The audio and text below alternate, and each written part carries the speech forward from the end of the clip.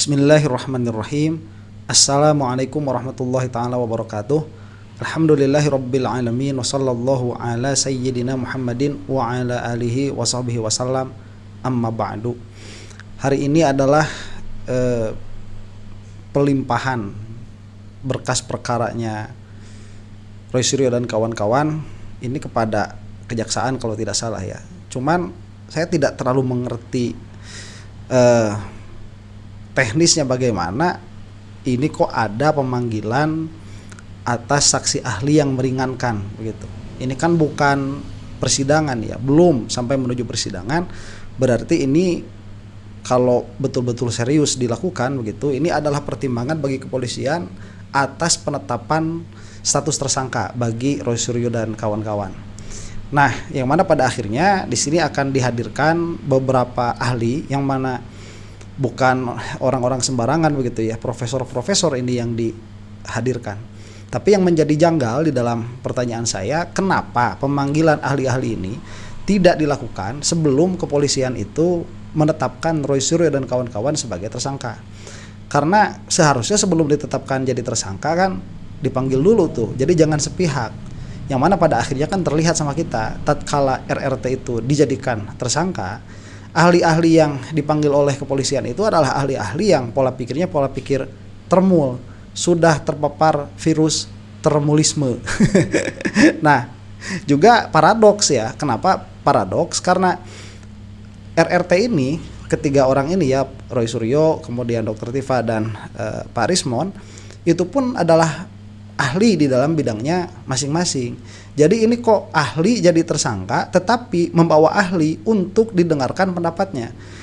Jadi paradoks saja begitu, kontradiksi begitu ya, terjadi kontradiksi pada pola pikirnya kepolisian ini. Makanya itu juga nanti yang kurang lebih akan disampaikan oleh para ahli ini. Dan satu lagi kalau tidak salah ya, di tengah-tengah pembahasan ini ada sedikit banyak membahas tentang restoratif justice, tentang Egy Sujana kemarin. Nah, kita akan saksikan dulu apa yang akan dikatakan. Pertama nih yang berbicara Dr. Tifa dulu ya. Ya, jadi hari ini adalah hari pemeriksaan dari para ahli dan saksi-saksi yang dihadirkan untuk RRT. Ya, untuk RRT, untuk Roy Suryo, Rismon Sianipar dan saya Dr. Tifa. Untuk pagi ini saya menghadirkan, alhamdulillah sudah hadir ada 3 profesor, guru besar. Yang pertama adalah Profesor Zainal Mutakin ya, beliau memberikan penjelasan ya bahwa saya Dr. Tifa memang betul-betul mendapatkan pendidikan serta memiliki kualifikasi ya sebagai seorang neuroscience behavior yang memberikan riset atau penelitian saya. Dan tadi masyarakat sudah mendengarkan sendiri ya bagaimana kualifikasi seorang Profesor Zainal Mutakin ya, ahli neuroscience bedah saraf yang sangat-sangat ternama dan mungkin paling ternama, dan beliau alhamdulillah dengan rendah hati bersedia untuk menjadi ahli saya. Betul. Nah, ini yang saya katakan tadi, kok kenapa kepolisian itu tidak memanggil beliau dari awal, malah menetapkan tersangka dulu kemudian dihadirkan. Ini kan sudah seperti persidangan ya. Dari sepemahaman saya yang tidak terlalu tahu banyak tentang hukum memang. Tapi kalau misalkan ini dianggap wajar ya, tolong tuliskan di kolom komentar kalau ini memang wajar. Karena bagi saya dilihat dari segi bagaimana seharusnya begitu, asas praduga tak bersalah itu ada, seharusnya para ahli ini dipanggil sebelum penetapan tersangka. Dan berikutnya yang kedua tadi yang teman-teman sudah bisa melihat ya, Profesor Tono Saksono ya, beliau adalah seorang ahli digital forensik begitu ya, yang memang kami bertiga ini sama-sama menggunakannya. Kalau saya menggunakannya dalam konsep assessment at distance ya, Prof. Ya, jadi saya menggunakannya dalam konsep assessment at distance. Saya menggunakan facial action coding system dan itu nanti juga bisa dijelaskan kepada penyidik oleh Profesor Tono Saksono ya. Jadi saya tidak abal-abal, saya tidak asal-asalan ya dalam melakukan penelitian terkait dengan yang saya muat dalam Jokowi White Paper terkait dengan ijazah Jokowi dan perilaku beliau selama 2014 sampai 2024 yang menjadi kajian saya. Nah, di samping saya ini adalah alhamdulillah terima kasih banyak Prof. Henry Subiakto. Ya, beliau ahli komunikasi, ahli yang membuat undang-undang ITE yang memang dalam beberapa pasal yang dikenakan kepada kami ya secara tidak bertanggung jawab begitu ya, itu pasal-pasal berat-berat itu dikenakan. Nah, beliau nanti yang akan memberikan penjelasan kepada penyidik ya. Nah, mungkin Prof. Henry bisa memberikan sedikit penjelasan apa yang nanti akan disampaikan. Sebentar ya. Nah, ini seharusnya kan dilihat dari segi ilmu pengetahuan ya. Seharusnya Pak Jokowi itu merasa bangga dan berterima kasih kepada Dr. Tifa karena telah menjadikan yang bersangkutan ini menjadi subjek penelitian, objek penelitian ya. Karena itu kan menunjukkan berarti di dalam pikirannya Dr. Tifa, Jokowi itu adalah orang penting yang layak untuk dijadikan bahan penelitian. Cuman karena hasil dari penelitiannya itu tidak mengenakan, akhirnya dilaporkan. Nah kan lucu begitu, tidak berbesar hati ya, tidak berbangga, tidak berbesar hati sebagai negarawan untuk katakanlah diperhatikan oleh masyarakatnya. Ini malah memperhatikan bukan dengan emosi Dr. Tifa itu, tetapi oleh metodologi pengetahuan sebagaimana itu dipersaksikan oleh para ahli. Di antaranya itu Profesor Tono begitu ya. Kita lanjutkan dulu nih. Ya, Sini Prof. Ya, saya hadir karena tadi benar seperti yang disampaikan Bu Tifa bahwa ini persoalan penggunaan Undang-Undang ITE. Ini kasus yang sangat jadi perhatian publik saja. Penerapan Undang-Undang ITE-nya nggak benar. Ada pasal-pasal yang bukan diperuntukkan untuk persoalan seperti ini, yaitu pasal 32, pasal 35, pasal 28 ayat 2, bahkan juga pasal 27A itu pun juga tidak tepat ya, tapi masih dipaksakan. Makanya saya hadir. Saya hadir karena apa? Jangan sampai Undang-Undang ITE ini dipakai untuk jeratin orang-orang yang berbeda pandangan politiknya dengan negara atau pemerintah. Nah, oke, sampai situ dulu. Ini kan sengaja, bukan sengaja, senada. Ini kan senada dengan apa yang dikatakan oleh Roy Suryo. Karena Roy Suryo itu salah satu pembuat lah begitu ya, pembuat draft Undang-Undang ITE. Ini juga sama, beliau itu sama sebagai pembuat draft Undang-Undang ITE juga. Yang mana Undang-Undang Informasi Teknologi dan Informatika itu ya, dan elektronik itu dibuat untuk mengadakan aturan bersosial media, bukan untuk menjerat lawan-lawan politik. Dan sebetulnya ya sedikit banyak Jokowi juga blunder tatkala yang bersangkutan ini, yaitu Jokowi mengatakan bahwa di belakang isu ijazah ini ada ada bohirnya begitu, ada tokoh politik yang besar, kemudian malah mengkriminalisasi Roy Suryo dengan Undang-Undang ITE. Jadi secara langsung begitu, ini bukan secara tidak langsung, secara langsung Jokowi itu mengakui bahwa Undang-Undang ITE ini dipakai untuk menggebuk lawan politik. Karena pada pikirannya Jokowi ini adalah permasalahan politik. Lah permasalahan politik yang bersangkutan dengan Jokowi begitu ya, lah kok malah memakai Undang-Undang ITE. Nah itulah yang dilihat oleh profesor begitu. Sama. Ini kasus yang sangat jadi perhatian publik aja. Pemanfaatan dan penerapannya salah. Sama dengan kemarin itu yang terkait dengan Rudy Kamri itu yang sudah dilakukan oleh Pengadilan Negeri Jakarta Utara itu. Dan juga Pengadilan Tinggi DKI. Ini diulang-ulang. Selalu Undang-Undang ITE. Saya sebagai orang yang ikut terlibat dari tahun 2007 sampai tahun 2022 mengurusi persoalan ITE. Terpanggil, saya miris saya melihat ketika Undang-Undang ITE dipakai untuk menjerat para aktivis-aktivis yang kritis. Itu akademisi, itu saya datang di sini. Makanya saya nanti akan menjelaskan kepada aparat. Kalau sama orang yang ikut membuat saja nggak percaya, mau sama siapa lagi? Itu udah nggak tanggung-tanggung. Yang mana tadi saya katakan ya miris dan paradoks. Tatkala Roy Suryo itu yang membuat undang-undangnya itu dijerat oleh undang-undang yang dibuat, yang mana Roy Suryo bukan berarti yang membuat undang-undang itu dia anti terhadap kebal terhadap undang-undang yang dibuat, bukan seperti itu, tetapi penjelasannya harus ada. Nah kemudian sekarang kepolisian tatkala menetapkan begitu ya undang-undang ITE ini terhadap Roy Suryo dan kawan-kawan itu atas pandangan ahli siapa? Kalau ahli-ahli yang seperti ini saja mengatakan itu adalah abuse of power, ya tidak tepat ditujukan undang-undang itu. Itu loh. Nah ini yang jadi problema. Memang kalau sudah didesain untuk harus masuk, itu biasanya nggak perhatian lagi dengan makna normanya. Disitulah saya hadir. Jadi nanti bagaimana saya akan menjelaskan. Saya terus terang nggak bisa menjelaskan di sini, karena itu sama aja dengan itu kan hal-hal yang memang harusnya nanti secara teknis ya. Jadi tapi intinya itu pasal 28 ayat 2 yang terkait dengan persoalan kebencian SARA atau SAR kalau sekarang, suku, agama, ras, minoritas dan sebagainya ya, kelompok defable dan sebagainya. Gak ada hubungannya itu pasal 28 ayat 2 itu. Ya, ini nggak ada kaitannya dengan kebencian atau provokasi untuk membuat orang benci bermusuhan dengan yang berbeda suku, agama, ras, minoritas. Gak ada hubungannya. Ya, malah kalau mau ya yang membawa-bawa ras itu dari pihak Termul tuh. Tuh lihat channel Mosato tuh. Itu bawa-bawa ras, bawa-bawa timur, ketimuran dan lain sebagainya. Itu mereka yang memainkan, tapi mereka yang menuduh.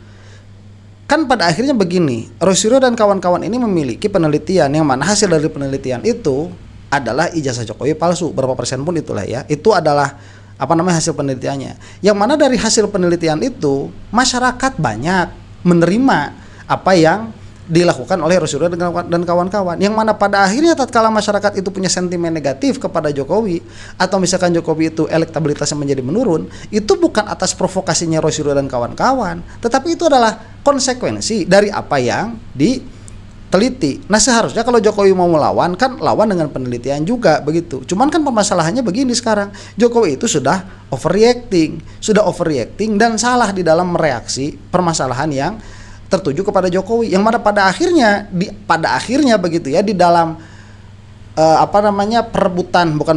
di dalam diskursus narasi ini pada akhirnya keluarlah memang kata-kata yang tidak enak didengar begitu ya dari kedua belah pihak, ya dari Jokowinya demikian, dari RT-nya demikian. Itu bermuaranya kepada kesalahan Jokowi di dalam merespons terhadap permasalahan ini. Bahkan boleh dikatakan Undang-Undang ITE yang dipakai nggak ada hubungannya juga dengan persoalan ijazah palsu, gitu loh.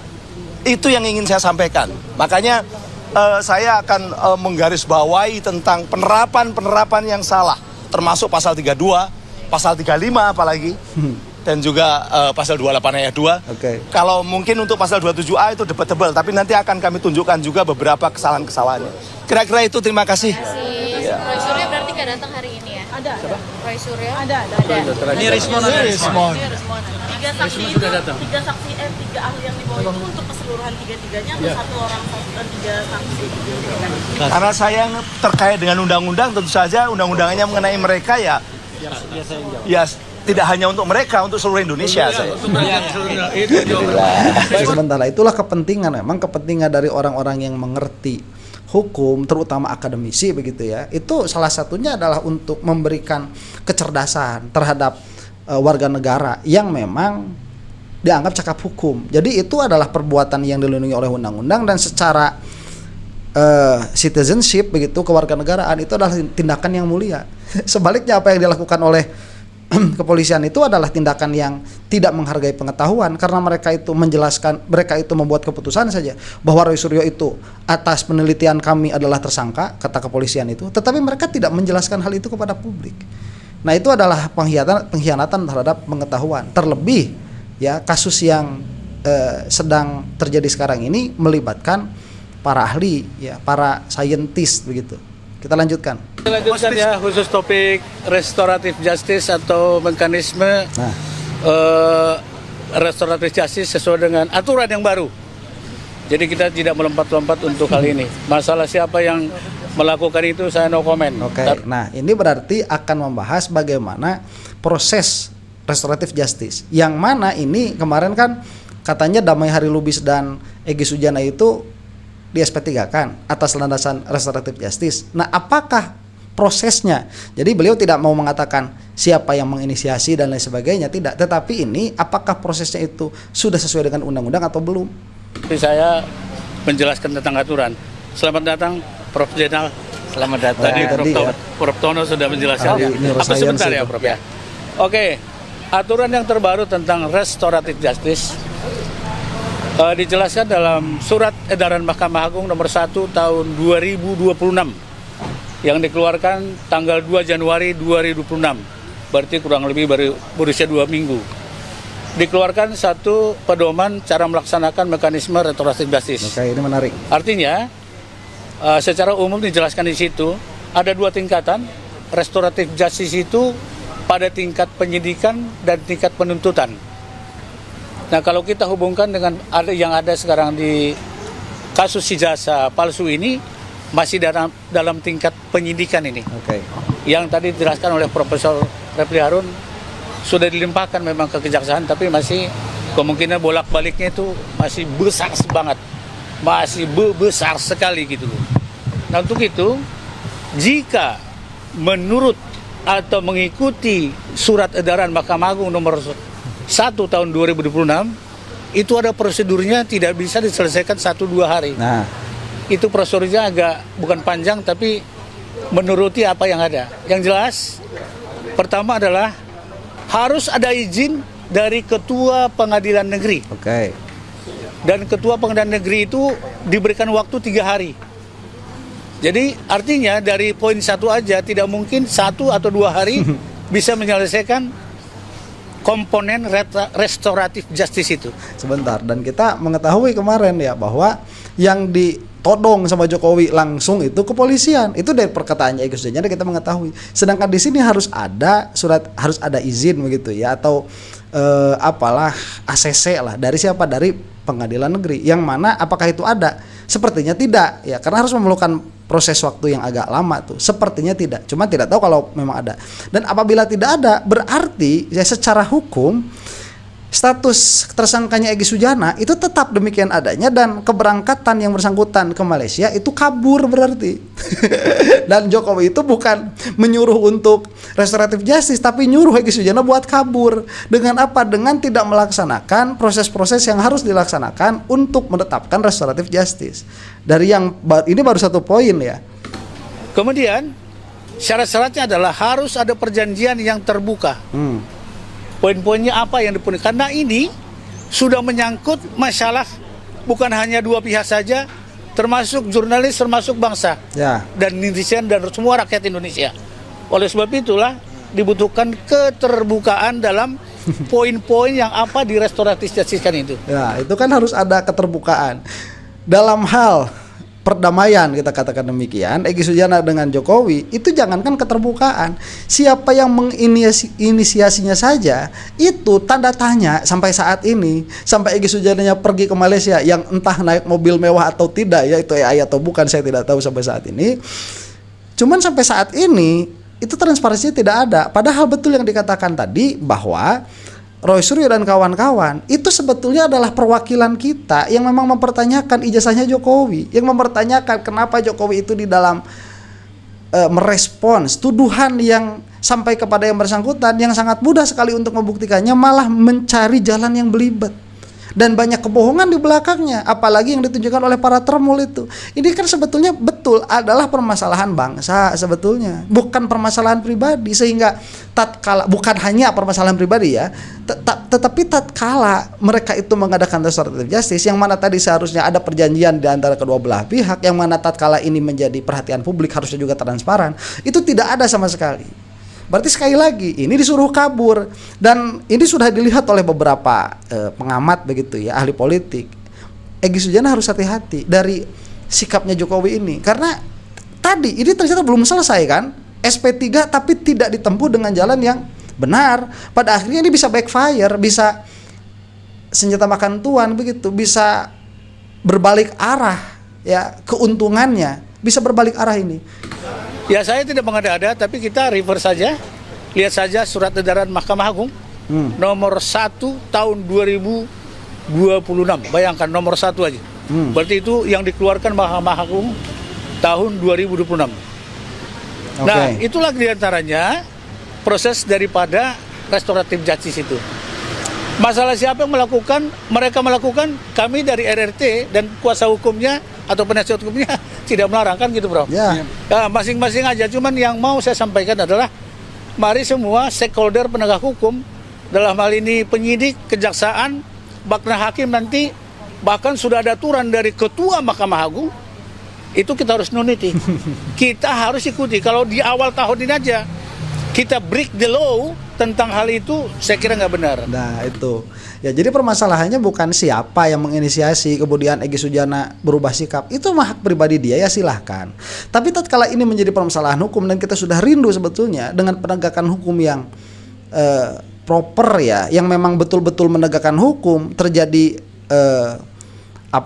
ada sinergi antara para penegak hukum. Kita itu menginginkan kalaupun ada SP3 dilakukan dengan cara yang benar, yang mana diungkap ini sudah 2 violation itu. Yang pertama ya, syarat yang pertama tadi yang mana itu harus ada ACC lah katakan demikian ya dari pengadilan negeri. Yang kedua ini harus ada perjanjian secara terbuka karena ini permasalahan publik begitu. Apakah itu ada? Tidak ada. Dan ini yang dipermasalahkan. Egy Sujana terserah begitu. Kamu mau kemana terserah kamu ya, ke Egy kan begitu. Nah, jadi saya komen tentang prosedurnya dan mari sama-sama buka searching aja tuh ketua SMA 1 2066 itu, monggo dibuka di situ. Jadi saya secara singkat itu aja karena ahli kita sudah hadir, Profesor Zainal dan singkat ya. Dan Prof. Toto dan satu lagi nanti Pak Henry agak siangan ya. Nah, Henry ya udah datang. Oh, udah datang juga. Oke. Silakan Prof. Silakan Prof. Ya. Bentar, ini orang-orang hebat ya.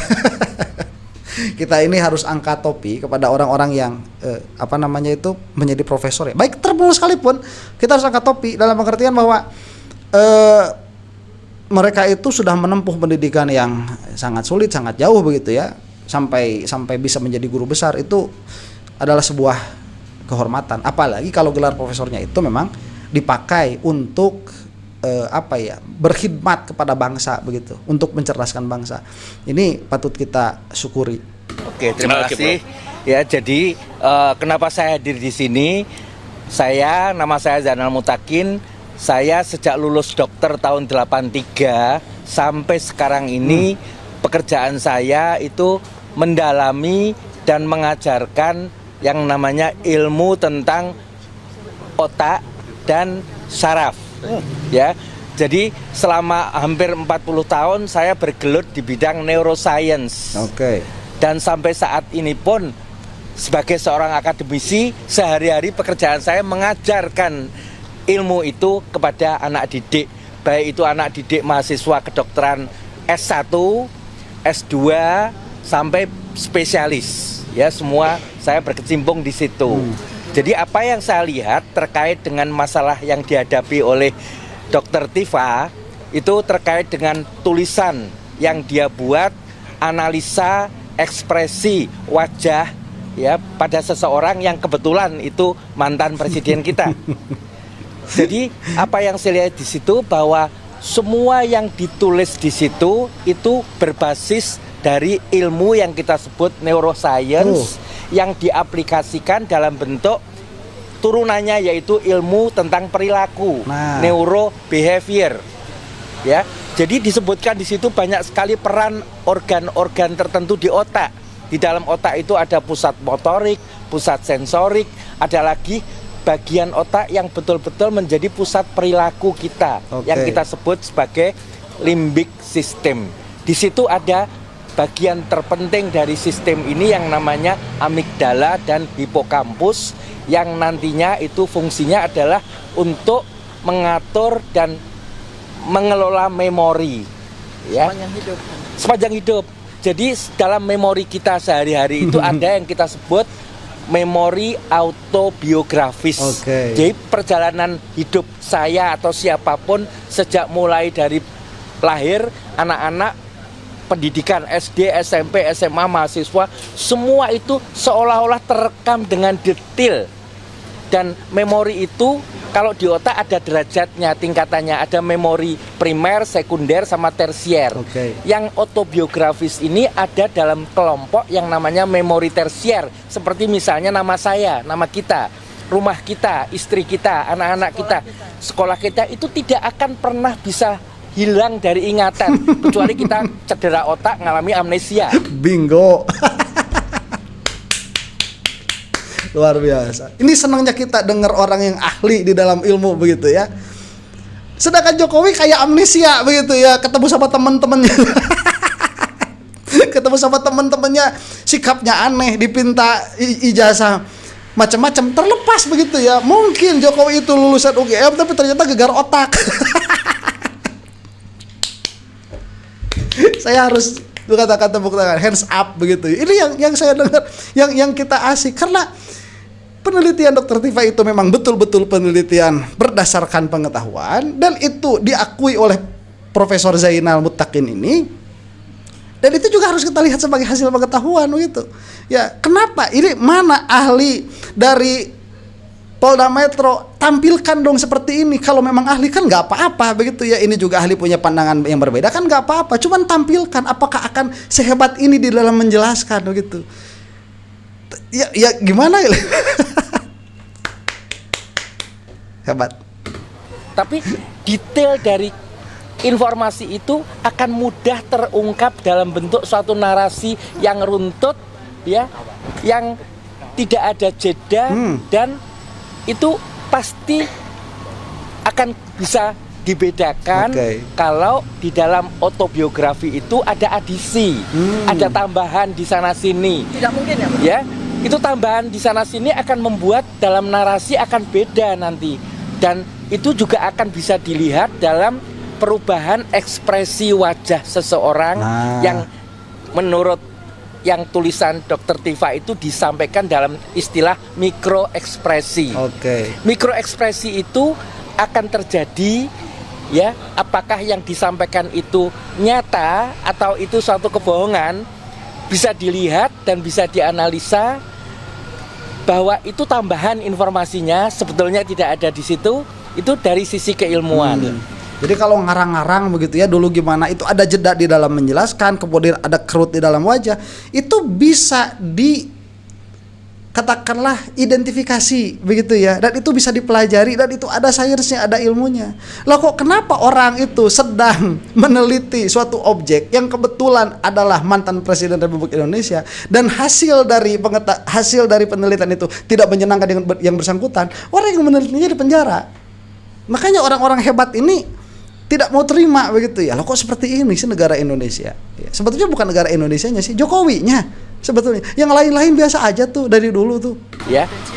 Nah, kebetulan untuk menyatakan seseorang itu dia kompeten menganalisa atau menyampaikan itu bukan didasarkan atas sertifikasi.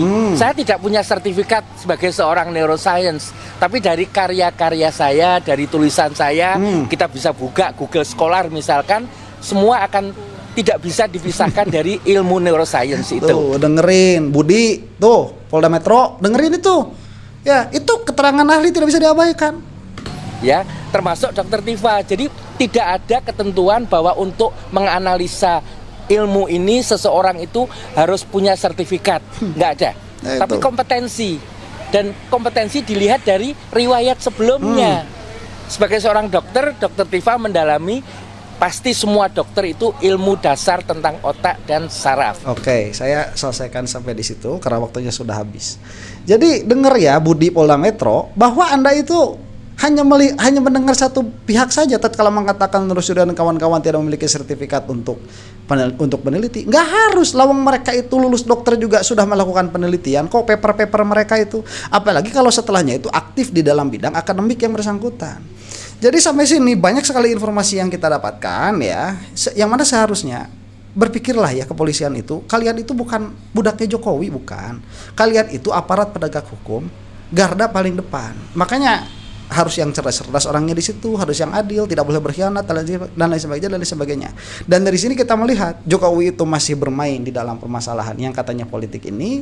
Kemudian orang-orang yang dipersekusi masih ada, dan ini sepertinya masih akan panjang karena semakin memperlihatkan ini semakin menarik ya, ilmunya semakin banyak. Demikian, mudah-mudahan kita semua ada dalam maghfirah Allah Subhanahu wa taala. Wallahu taala a'lam bissawab. Assalamualaikum warahmatullahi taala wabarakatuh.